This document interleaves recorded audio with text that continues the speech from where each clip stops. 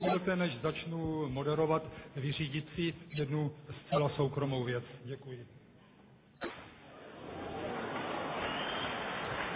Pan minister rád byl předem varován, varoval jsem ho tiskem, je to moje ryzí soukromá záležitost.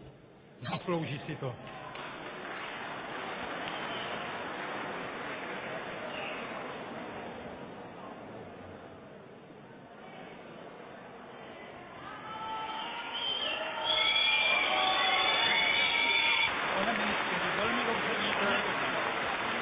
Pane doktore, tady to vyřizovat nebudem. Vy jste mě napadl zbaběle ze zadu. Proč jste se mi nepostavil jako chlap čelem?